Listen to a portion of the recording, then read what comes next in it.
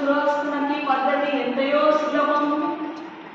పొద్దున ఉదయం నుండి రాత్రి చేసుకుంటే చాలా సులభమైన భక్తి ఇది. భక్తిలో ఎటువంటి ఇది లేదు. పని చేయక కూర్చోమని చెప్తలేడు, పని చేస్తున్నాడు అర్పణం కాదు అంటే. నేను నడిచినా ఇప్పుడే చెప్తున్నాను, నేను నడిచినా తిన్నా ఏ పని చేసినా ఇప్పుడు పారాయణం చేసినా బాబాకే అర్పితం, సద్గురు కృష్ణుడికే ఇది అర్పితం. ఏం చేసినా అటువంటి భక్తి అంటే ఆరాధన, అది కూడా ఆరాధన అవుతుందని ఒక భక్తుడు భగవంతుని గురించి ఇలా ఈ వాక్యం చేసినట్టు. ఓ దేవా, ఓ పరమశివ, నేను తిన్నా నడిచినా పని చేసినా అది నీకే అర్పితమని ఇక్కడ ఒక భక్తుడు చెప్తున్నాడు. అందరికి వర్తిస్తుంది. తాను చేసినది, భుజించినది, హోమం చేసినా, దానం నచ్చినా, ధ్యానం చేసినా, తపస్సు చేసినా, పనులు చేసినా అందరి కూడా భగవంతునికి అర్పణం చేసి చేయవలెను. అంటే ఈశ్వరార్పణ బుద్ధితో కర్మలను ఆచరించడమే భక్తి. అది మోక్షానికి సులువైన మార్గము.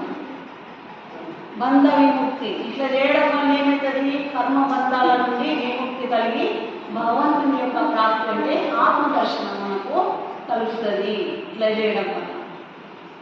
ఈ ప్రకారంగా కర్మ సమర్పణ యోగంతో చేసిన వారు పాప పుణ్యములను కర్మబంధం నుండి విడిపడతారు. అట్లు విడిపడిన వారు నన్ను పొందగలరు.